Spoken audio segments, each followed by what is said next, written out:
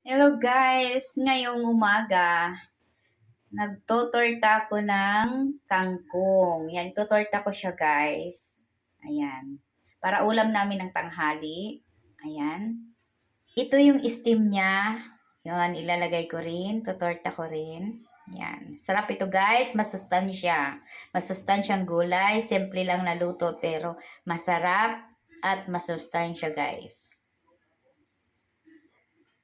Yung itlog ay linagyan ko ng pamenta,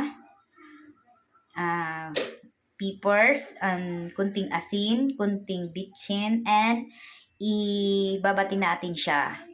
Para iyan ilalagay natin sa tinortang dahon ng kangkong. Sasama na rin natin yung steam ng kangkong kasi masarap yan. Yan guys, tingnan natin. Iluluto ko na. Kasi ayan guys, maglalagay na tayong mantika. Ayan, iinitin natin yung mantika guys. Magtotorta na tayo. Lulutuin na natin yung kangkong. Ayan guys, una natin ilalagay yung steam kasi matagal siya maluto. Ayan. Iprito siya muna tapos ilalagay ito mamaya yung dahon. Ayan guys, linagay na natin yung dahon ng kangkong. And ito-torta na natin. Lulutuin muna natin. Yan, guys. Ganyan lang magluto. Ng simple lang na masarap, guys. Ayan, guys. Ilalagay na natin yung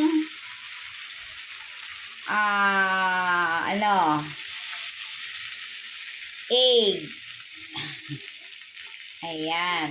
Ganyan lang magluto ng tinortang kangkong guys. Sobrang sarap yan guys. Simple lang pero masarap at masustansya guys. Ayan. Ayan guys, maluto na siya ang tinortang kangkong. Ilagay na natin sa plato guys. Yummy yummy. Ayan guys, tapos na ang tinortang kangkong. Ayan, yummy yummy guys. Yan. Masarap magluto ng ganyan guys kasi masustansya. Simpleng luto, masustansya. Ayan. Thank you guys for watching. Sana mayroon kayo rin kayong natutunan sa akin kahit konti lang guys. Yan. Nababahagi ko rin sa inyo yung kaalaman ko konti. Thank you so much for watching. I love you all. Mwah, mwah, mwah. Yeah. Thank you.